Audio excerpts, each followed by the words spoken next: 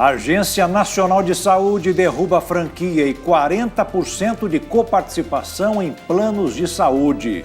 Inflação do aluguel sobe com força e pressiona reajustes. 4 anos depois, delações da Lava Jato só levaram a uma condenação no STF.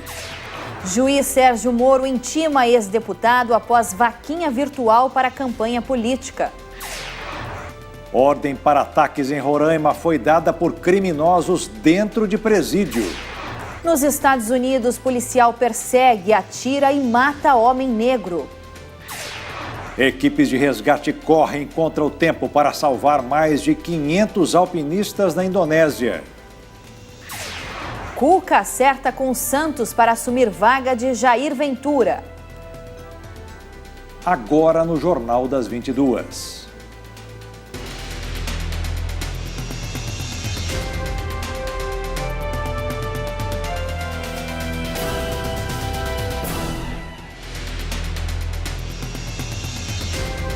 Olá, muito boa noite. Boa noite. A Agência Nacional de Saúde seguiu a ordem do Supremo Tribunal Federal e cancelou a resolução sobre os 40% nos planos de saúde com coparticipação e as novas regras sobre a franquia. A ANS decidiu derrubar a resolução normativa que definia regras para a cobrança de franquia e coparticipação em planos de saúde. Entre as regras definidas estão a possibilidade das operadoras cobrarem 40% dos clientes de cada procedimento realizado e o limite de cobranças com franquia e coparticipação a um valor máximo por ano. No último dia 16, a presidente do Supremo Tribunal Federal, ministra Carmen Lúcia, também suspendeu a resolução antes que ela entrasse em vigência. A normativa entraria em vigor no fim de dezembro. As novas regras de franquia e coparticipação dos planos de saúde vêm sendo muito criticadas pelas entidades de defesa do consumidor. A Ordem dos Advogados do Brasil também é crítica dessas regras. As entidades alegam que os gastos com planos de saúde poderiam dobrar se a resolução fosse praticada. O fim de semana foi muito violento em Roraima. Uma facção criminosa promoveu ataques na capital Boa Vista e em mais 4 municípios. 4 pessoas foram detidas e a Polícia Militar afirma que a ordem para a onda de crimes partiu de uma organização criminosa de São Paulo, que detém o controle de presídios em todo o Brasil. Os criminosos atacaram agências bancárias e prédios públicos entre a noite de domingo e a madrugada desta segunda-feira. Até uma delegacia e um quartel da PM foram alvos dos atentados. Os ataques aconteceram em Boa Vista, Caracaraí, Iracema, Cantá e Caroebe. Nós conseguimos inibir vários ataques, inclusive próprios ataques desses integrantes, eles não deram certo, porque até erraram o lançamento de coquetel Molotov, enfim. Então, tentaram atacar o ônibus da base da Polícia Militar no Vila Jardim, e lá a Polícia Militar conseguiu fazer a prisão de 4 pessoas, sendo 3 homens e uma mulher. Então, vamos deixar bem claro que a Polícia Militar tinha o conhecimento horas antes disso, né? É bom deixar, não foi um mês antes, horas antes que nós conseguimos aí nos antecipar às tentativas, né? Também no interior do estado, as nossas guarnições estavam avisadas, né? Lá, mas é muito difícil você saber em qual local eles vão atacar. Segundo o comandante da PM, os mandantes do ataque já foram identificados e a ordem teria partido da prisão após uma ação que frustrou uma fuga em massa. O que a gente imagina que essa ordem partiu de dentro do presídio por conta da revista Sexta-feira realizada pela PM, pela Sejuc, onde nós encontramos 8 buracos escavados pelos presos que seriam utilizados para uma fuga em massa da penitenciária. Então nós conseguimos inibir essa fuga, nós fizemos a apreensão de mais de 30 celulares. Não vamos deixar aqui bandido criar nome. Facção criminosa nenhuma em Roraima vai implantar terror, tanto na capital como no interior do estado. Nós não vamos deixar isso acontecer e eu quero tranquilizar toda a população de Roraima que bandido aqui em Roraima não cria nome. São quase 4 anos de Lava Jato, a maior operação já realizada pela Polícia Federal no país. No total, foram 22 inquéritos que já foram finalizados pelo STF, mas apenas uma pessoa foi presa. O principal motivo, falta de provas substanciais. Em compensação, até agora, a Lava Jato já devolveu aos cofres públicos mais de 13 bilhões de reais. Mesmo assim, não se sabe o valor real que foi desviado pela Petrobras e os políticos. Desde o primeiro acordo de delação premiada firmado na Operação Lava Jato com o ex-diretor da Petrobras, Paulo Roberto Costa, em troca da redução na pena, deu o caminho para que os procuradores avançassem no que se tornaria a maior operação de combate à corrupção no país. Costa e o doleiro Alberto Youssef, outro delator decisivo, ajudaram a revelar o cartel das empreiteiras que dividiam entre si os contratos da Petrobras e a desvendar a dimensão do esquema de desvio de dinheiro público que beneficiava vários partidos políticos. E nesses 4 anos que se passaram, metade dos 22 inquéritos da Lava Jato encaminhados para o Supremo Tribunal Federal já foi encerrada pela Corte. Em 6 processos, os próprios investigadores apontaram falhas nas delações ou admitiram não ter conseguido levantar as provas necessárias, solicitando o arquivamento. Até agora, as delações só levaram a uma condenação, a do deputado Nelson Meurer, do PP do Paraná. Em outro caso, em que a denúncia foi aceita, o inquérito virou ação penal e chegou a ser julgado, a segunda turma do Supremo absolveu a presidente do PT, senadora Gleisi Hoffmann, e seu marido, o ex-ministro Paulo Bernardo. A falta de provas foi o principal motivo para a rejeição das acusações. Para que alguém seja condenado, não basta que um delator aponte um crime. É preciso conseguir provas. No caso do deputado Meurer, além dos relatos dos relatores, depósitos bancários, viagens, dados sobre contatos telefônicos ajudaram a formar a convicção dos ministros. No STF, ministros como Gilmar Mendes costumam atacar o trabalho dos investigadores sempre que uma acusação é rejeitada. Segundo Mendes, a abertura de um inquérito pode manchar a imagem do investigado. Integrantes do Ministério Público se defendem, alegando que é preciso investigar quando o fato parece ser ilícito, mas que não há como garantir que o desfecho do caso será a condenação. Dos 10 inquéritos em que o investigado se livrou da acusação, em 6 casos, a própria PGR entendeu que deveria haver arquivamento. Entre eles, o do senador Edson Lobão, do MDB, e do senador Antônio Anastasia, do PSDB. Mas, numa visão mais crítica, muitos dizem que o Estado tem priorizado mais a recuperação dos valores do que a punição dos culpados. É que se fosse pensar em punição, o Estado deveria investir mais em inteligência. A falta de provas é uma das principais causas dos arquivamentos dos processos da Lava Jato que vieram parar aqui no Supremo Tribunal Federal. Nesses 4 anos, as cifras previstas nos 190 acordos de colaboração premiada, firmados pelo Ministério Público em Curitiba, Rio e Brasília, chegam a 2,6 bilhões de reais. Somados os valores previstos nos acordos de leniência, 10,8 bilhões de reais, o total a ser recuperado pela operação atinge a marca de 13,4 bilhões de reais.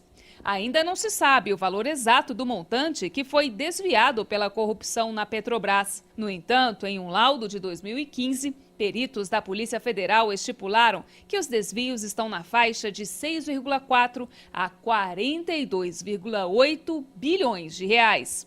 Sendo assim, quanto já foi recuperado pela Lava Jato já chega a cerca de 1/3 do valor máximo desviado na estatal, segundo cálculos da Polícia Federal. Para especialistas, a quantia é bastante representativa, já que anteriormente a recuperação de valores no Brasil era muito difícil.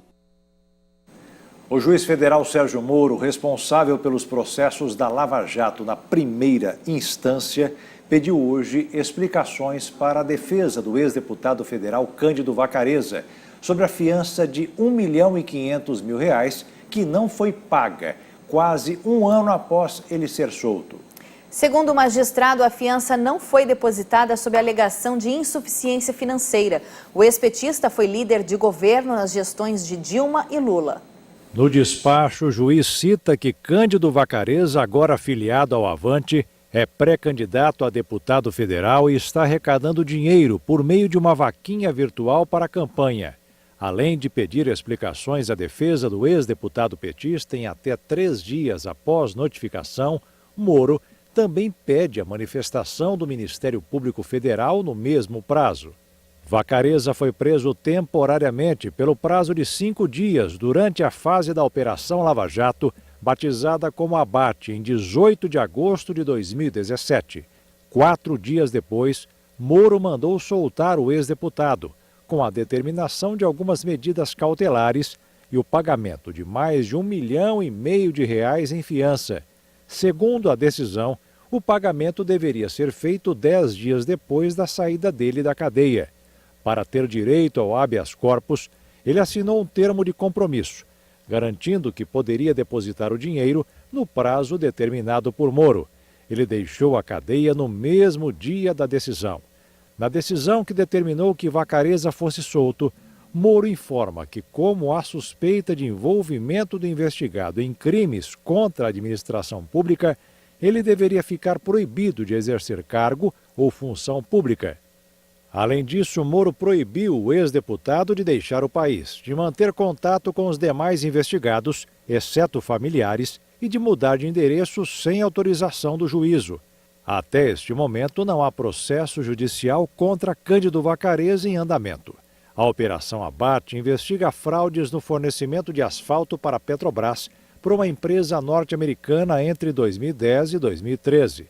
Funcionários da Petrobras, o PT e principalmente Cândido Vacareza teriam recebido propinas que somam $500 mil no esquema da Abate.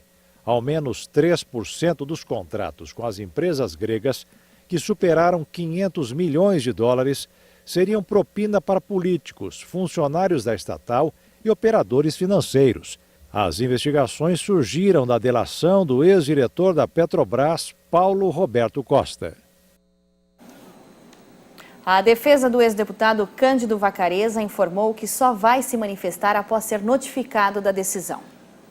Uma pesquisa feita pelo movimento Todos pela Educação retrata o cenário preocupante da carreira de professor no Brasil. Apenas 21% dos professores da educação básica afirmam estar totalmente satisfeitos com a atividade docente. A maioria dos professores de escolas públicas brasileiras está descontente com a atuação das secretarias estaduais de educação. Para 59% dos docentes, os governos estaduais simplesmente não estão preocupados com a melhoria na aprendizagem dos alunos. O estudo revela ainda que quase 50% dos professores não recomendam a profissão. Entre as queixas dos profissionais estão falta de escuta e valorização, além de formação falha. A pesquisa ouviu 2.160 professores da educação básica de todo o país, desde a educação infantil até o ensino médio, entre os dias 16 de março e 7 de maio deste ano. A margem de erro é de 2 pontos percentuais. A Secretaria de Meio Ambiente de Mato Grosso embargou a usina Porto Seguro, apontada como responsável pela poluição do rio Tenente Amaral, no município de Jaciara, a 142 quilômetros de Cuiabá. Medidas foram adotadas contra a empresa depois que moradores da região encontraram peixes mortos no rio e reclamaram do mau cheiro. Segundo a Secretaria do Meio Ambiente, o acidente ocorreu na madrugada de 26 de julho. A contaminação dos recursos hídricos aconteceu devido ao rompimento de uma das bacias de contenção da vinhaça, resíduo pastoso e mal cheiroso que sobra após a destilação de cana-de-açúcar ou milho para a obtenção do etanol, álcool etílico ou açúcar. Durante o trabalho de inspeção da equipe da Secretaria, foi constatado irregularidades nas bacias, poluição em nascentes, destruição de flora nativa e contaminação do solo e recursos hídricos. No final de junho de 2018, a SEMA havia realizado uma fiscalização na usina Porto Seguro. O empreendimento foi embargado, na época, por captação de água sem autorização e em desacordo com as licenças ambientais. De acordo com a Secretaria de Meio Ambiente, o processo de inspeção, notificação, infração e termo de embargo foram expedidos contra a empresa. As multas iniciais pelos crimes ambientais e descumprimento do embargo anterior, juntas, somam R$ 5.700.000. A usina Porto Seguro ainda não se manifestou sobre o caso. E veja a seguir, o presidente da Câmara de Japeri se entrega à polícia. E ainda, a Cuca assina contrato com o Santos até dezembro do ano que vem.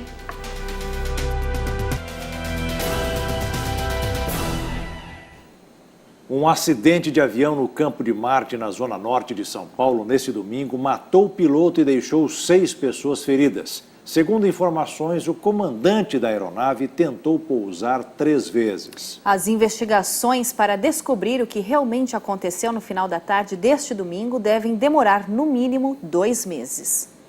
O bimotor, com capacidade para 7 passageiros, saiu de Videira, em Santa Catarina. Caiu durante o pouso no maior aeroporto de aviões particulares e helicópteros do país.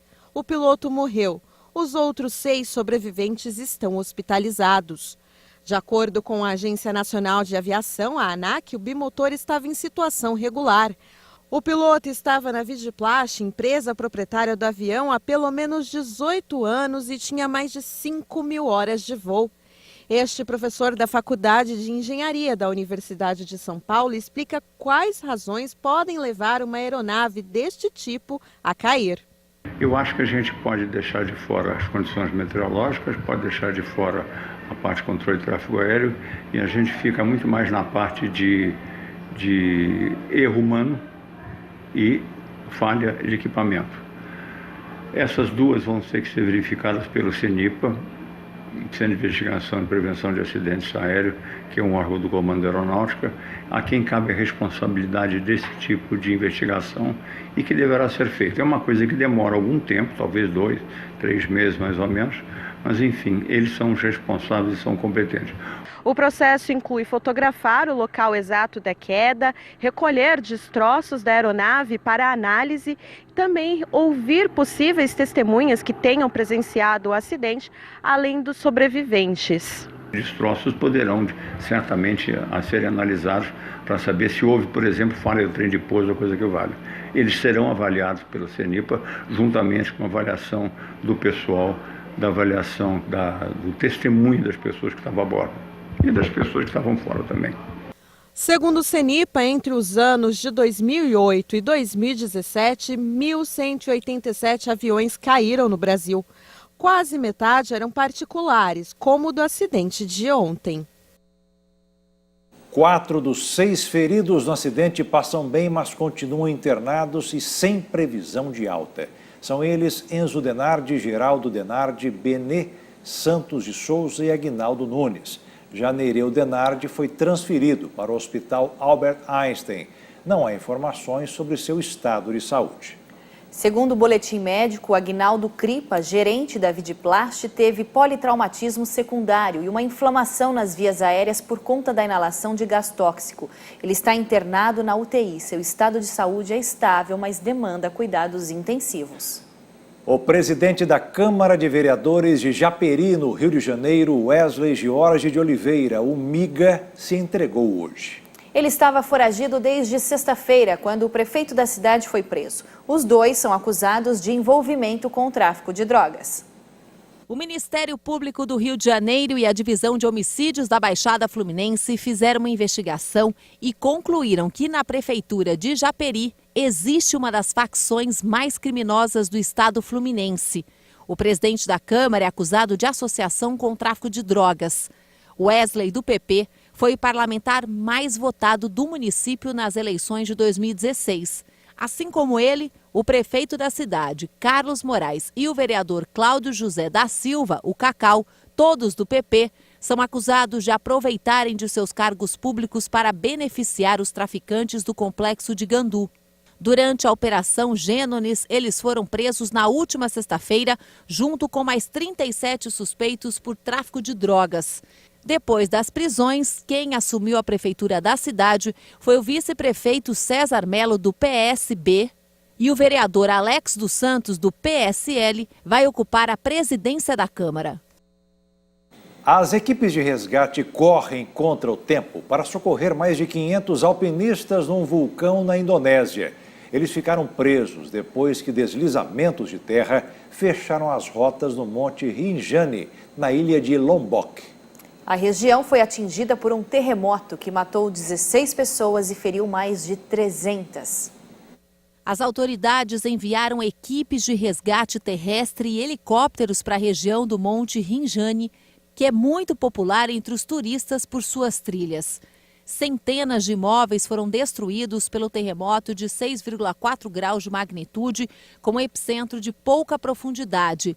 O tremor provocou cenas de pânico na madrugada de domingo. O Monte Rinjani tem 3.726 metros de altura e é o segundo maior vulcão da Indonésia, muito procurado por alpinistas por suas vistas impressionantes. As trilhas foram fechadas após o terremoto pelo temor de novos deslizamentos. O terremoto foi seguido por 2 tremores intensos e mais de 100 tremores secundários. E veja a seguir, apesar da alta da inflação do aluguel, o valor pago pelos inquilinos continua o mesmo. E ainda, o Departamento de Polícia dos Estados Unidos divulga imagens da perseguição a um homem negro.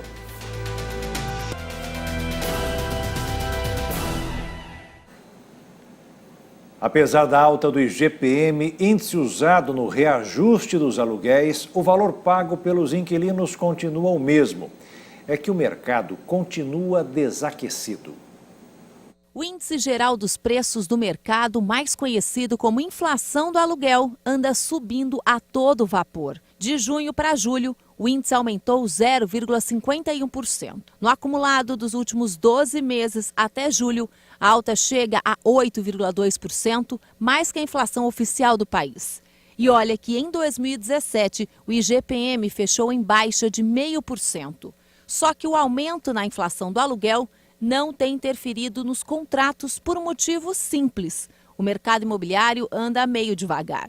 Em São Paulo, em vez de aumentar, o valor da locação caiu 0,6% no acumulado de 12 meses até junho, segundo o Sindicato da Habitação. O IGPM é calculado pela Fundação Getúlio Vargas e leva em conta gastos com alimentação, transporte, saúde, habitação e também o custo da construção civil.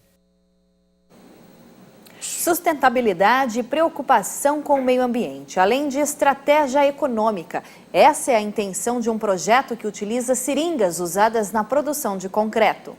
A ideia foi desenvolvida por um professor e uma estudante do curso de Engenharia Ambiental da Universidade Estadual no Mato Grosso do Sul, em Dourados.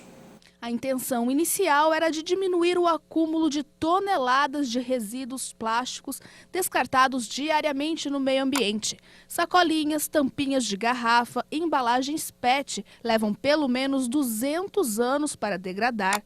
A partir do princípio da responsabilidade social e ecológica, este professor do campus de Dourados, da Universidade Estadual do Mato Grosso do Sul, teve então uma ideia. Matemático, doutor em engenharia de materiais, ele desenvolveu um projeto inovador.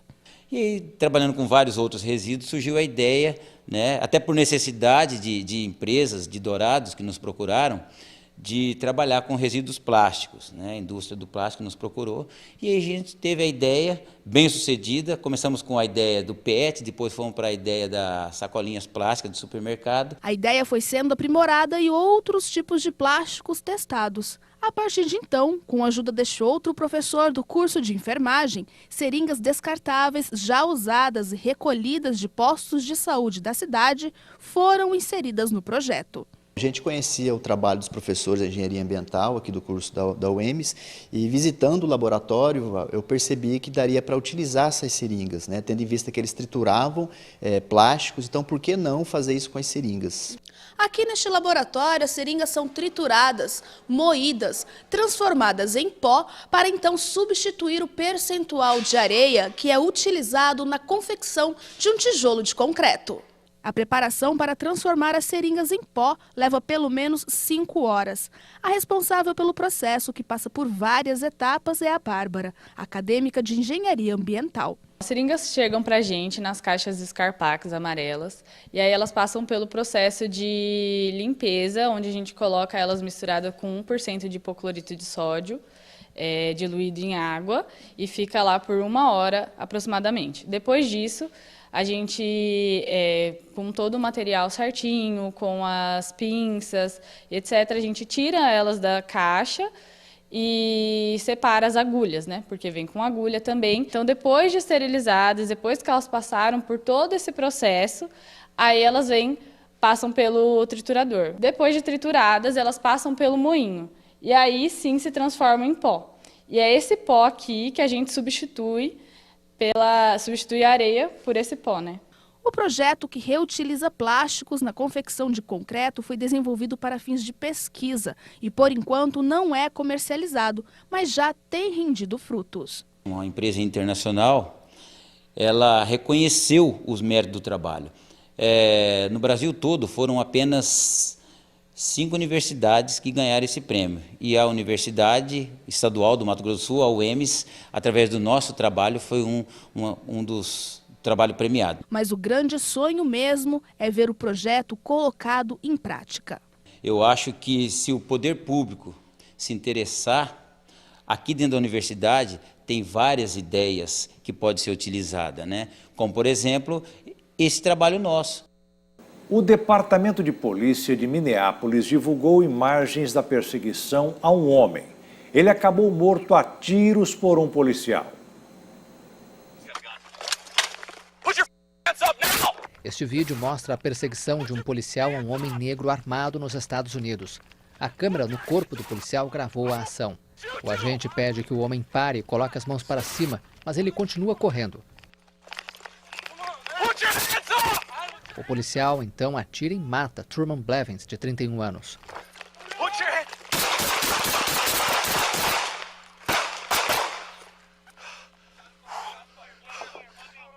O caso ocorreu em Minneapolis, no Minnesota.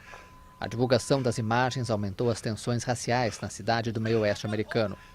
A promotoria recusou nesta segunda-feira a acusação criminal contra os policiais. Segundo os promotores, o suspeito armado representou um perigo para a vida dos policiais. 420, chasing 130, 48, Aldrich to Bryant.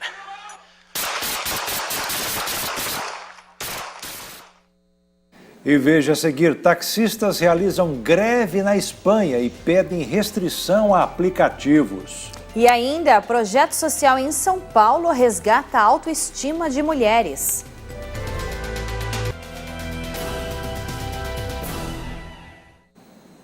Taxistas realizaram uma greve na Espanha, pedindo a limitação das licenças de Uber e Cabify de 1 para cada 30 de táxi, como havia sido aprovado pelo governo municipal de Barcelona.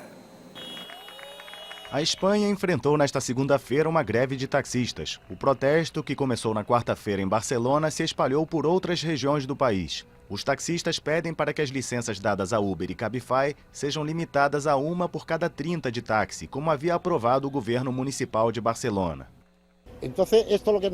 Queremos 2 coisas, 30 por 1 ou 1 por 30, e que cumpram normas, que trabalhem da mesma forma que eles têm de trabalhar, que não se metam em nosso território. Atualmente, eles garantem que há cerca de 5 licenças de táxi por 1 para veículo de transporte com motorista, que são muito mais baratas. O Ministério Espanhol do Fomento realizou nesta segunda uma primeira reunião com representantes do setor que terminou sem acordo. Os grevistas ameaçam intensificar o protesto, bloqueando portos e aeroportos e até a fronteira com a França. Eles andam pelas ruas buscando serviço como nós. Os serviços devem ser autorizados em um contrato formalizado a partir da base, e aí sim eles vão para as ruas buscar o cliente. Não podem buscar o cliente como nós. Para isso nós estamos lá. Depois do encontro com o governo, os representantes dos taxistas afirmaram que as autoridades do Ministério garantiram que em setembro vão aprovar um decreto para garantir a relação 1 por 30. Mas, para a Federação de Associações de Taxistas, é insuficiente se não houver garantias de que o Congresso vai aceitar ou que as regiões autônomas vão aplicá-lo. No último ano, o número de pilotos mulheres cresceu 106% no Brasil. Vocês representam apenas 2% dos tripulantes técnicos, mas quebraram o paradigma de uma profissão que antigamente era dominada pelos homens. Antes de voar, a Jéssica faz o checklist completo na aeronave. Um monomotor da década de 60. Um trabalho minucioso que garante a segurança de quem está no ar. Cada uma é uma no final do dia, mas o que eu percebo é assim, por ser menos o número de mulheres, eu acho que elas vêm um pouco mais estudadas. Assim, elas se preparam mais porque acham que vai ter mais cobrança, eu sinto, sabe?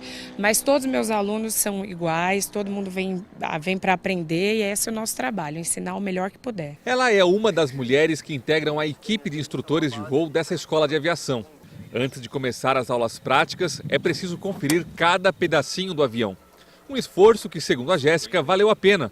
Trabalhar na aviação foi a realização de um sonho. Na minha escola teve uma feira de profissões no terceiro do ensino médio, né? E aí o que aconteceu? Eu amei, vi que podia ser piloto. Daquele minuto para frente eu decidi que ia ser piloto, não importasse o que acontecesse. E foi isso que acabou rolando, né? Me dediquei, estudei e tudo mais. E não tive dúvidas desde esse dia até hoje. Foi o plano A. Foi o único plano único. Um dos primeiros desafios que ela precisou enfrentar foi o de encarar uma profissão dominada pelos homens. No começo eu achava que só homem podia ser piloto. Inclusive hoje eu acho que se você perguntar para uma criança... na aviação, o que você acha que você vai ser? Se for um menino, ele vai falar piloto. Se for uma menina, ela vai dizer comissária, porque é a referência que a gente tem, né? Então, assim, o que eu mais quero é isso que está acontecendo, mostrando as mulheres como piloto mesmo. O Marcel, que também é instrutor de voo, trabalha com a Jéssica diariamente. Ele não tem dúvidas que o preconceito não existe mais na profissão. Não só como aviação, como tudo agora já está aumentando, né? As mulheres estão cada vez mais ingressando, né? Então a aviação é a mesma coisa. A tendência é cada vez aumentar mais. E como que é trabalhar ao lado de uma instrutora também, mulher, que também faz a mesma função que a sua, que também capacita outras mulheres, outros alunos, né? Como que você vê o trabalho da Jéssica aqui? Sim, o trabalho da Jéssica é muito bom, é gostoso trabalhar com uma mulher assim, né? Um ar diferente, né? Deixa o ambiente mais, uma harmonia melhor. Em todo o país, as mulheres representam apenas 2% dos tripulantes técnicos na aviação comercial. Um número pequeno, mas que não para de decolar. No último ano, o número de mulheres pilotos no Brasil cresceu 106%. De publicitária a copiloto, a Bárbara decidiu trocar de profissão para fazer o que mais gostava. Eu tinha certeza que eu ia conseguir. Que você tinha o teu lugar lá. Sim. Eu tinha que estudar bastante, me especializar e que eu sabia que eu ia ter essa oportunidade. E enxergava também que o mundo está mudando e que começa a entender que tanto homem quanto mulher têm as mesmas capacidades técnicas e intelectuais, né? O João Macari é um dos responsáveis por contratar os pilotos e copilotos na companhia. Para ele, o cenário hoje é completamente diferente de 30 anos atrás. Naquela época era uma novidade, né? Então... como que é trabalhar numa cabine, né, com uma pilota do sexo feminino, né? E realmente foi super interessante, pessoas super bem qualificadas, muito dedicadas, e aí a coisa foi fluindo, aí vieram outras meninas e outras, isso com o tempo foi aumentando e hoje passa a ser uma coisa extremamente natural. Você tem que erguer a cabeça e seguir, é difícil, mas tem que estudar, tem que se especializar e se manter confiante que vai dar certo. Mais de 500 mil de brasileiras deverão enfrentar algum tipo de câncer até o final do ano que vem. É o que revela o Instituto Nacional do Câncer. E na luta pela vida, o tratamento é agressivo. Além de todos os problemas físicos da doença, elas ainda precisam enfrentar o espelho. Com a queda do cabelo provocada pela quimioterapia, o reflexo pode agravar o estado emocional e prejudicar o tratamento. É um grande desafio e uma ONG na capital paulista ajuda no resgate da autoestima dessas mulheres. Veja na reportagem de Kleber Werneck.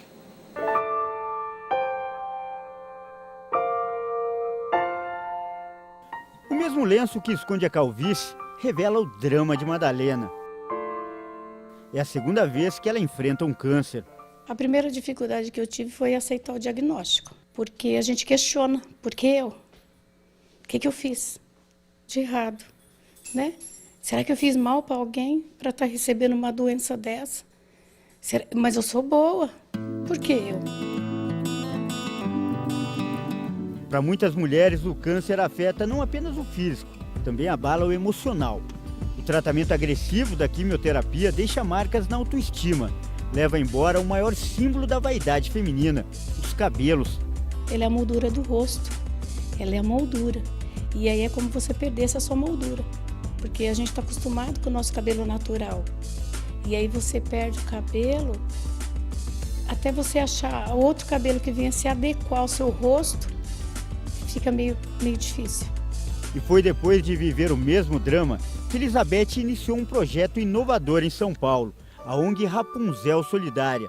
Das histórias infantis veio a inspiração para confeccionar perucas, que são doadas para mulheres que lutam contra o câncer e outras doenças que causam a queda de cabelo. Eu me sinto como se eu fosse a Mulher Maravilha, eu estou fazendo uma comparação bem lúdica, como se eu pudesse salvar uma pessoa, transformar a vida dela de alguma forma. Isso é o meu combustível de vida, eu fico emocionada porque é o que me faz viver hoje. Tudo aqui é feito por voluntários, da mão de obra até a coleta da matéria-prima. São 400 doações por semana. Os cabelos chegam de várias partes do mundo. Esse daqui veio de Portugal. Deixa eu ver o nome da pessoa, Fátima Teixeira. Vamos abrir para ver então, como é? Você vê, a gente aparece até fora do Brasil. E o trabalho é artesanal, feito por gente que também conhece de perto o problema. Toninha decidiu entrar no projeto depois que a filha teve câncer. Estou muito feliz, né? De poder ajudar as pessoas, quando eu estou aqui, eu esqueço de tudo, não tem estresse, não tem nada. De domingo, de sábado, eu venho faço 10 perucas num final de semana. E é uma alegria muito grande de poder deixar as pessoas felizes e fazer parte disso, né? O brilho nos olhos mostra que Denise ficou encantada com o resultado do trabalho. Ela está na fase inicial do tratamento e nos próximos dias vai perder os cabelos. Por isso já trata com carinho aquela que será sua futura companheira. E agora chegou a hora de experimentar. E eu achei que ficou ótimo, eu até gostei da cor, eu achei o tom que ficou legal. Te surpreendeu? Muito, superou a minha expectativa, eu não achei que fosse ficar com o cabelo legal assim. Principal, tá se sentindo bonita? Tô me sentindo segura agora pra poder encarar aí a carequice, ou melhor, o meu novo visu com cabelinho lindo aqui, maravilhosa e poderosa, certo? A escolha de cada modelo é feita com cuidado. A maior preocupação é que as mulheres não percam a identidade. Por isso a peruca tem que ser o mais parecida possível com o cabelo da pessoa. A gente procura manter a identidade e a autoestima dela. Loira de cabelo liso, ou então morena com cabelo cacheado. Para as mais modernas, que tal com cabelo verde? Aqui tem para todos os estilos e todos os gostos. Em 4 anos de atuação, a ONG já beneficiou 3.000 mulheres. E o reflexo não está apenas na beleza, na aparência, mas principalmente na autoestima. Uma força a mais para enfrentar essa batalha pela vida. E por falar em autoestima, lembra da Madalena? O lenço na cabeça dela está com os minutos contados. Seu cabelo era assim. E ao ver a peruca, ela não consegue segurar a emoção. Qual foi a primeira coisa que a senhora sentiu ao ver essa peruca? Como se eu estivesse passando a mão no meu cabelo mesmo. Pela primeira vez, ela tira o lenço em público para se tornar uma nova mulher. O primeiro elogio vem do marido. Ficou muito bom, devolveu de novo a fisionomia, ficou muito bom. Muito. Tá bonita? Tá bonita. Vamos ver?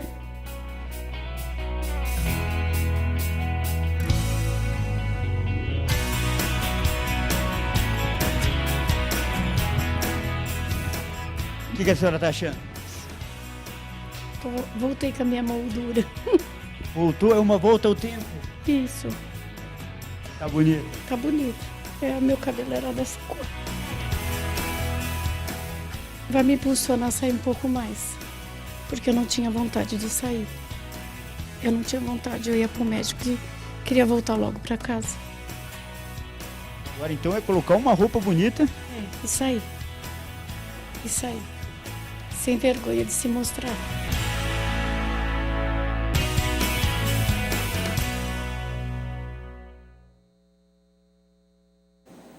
E o Jornal das 22 termina aqui. Uma boa noite para você e até amanhã. Boa noite, fique na paz.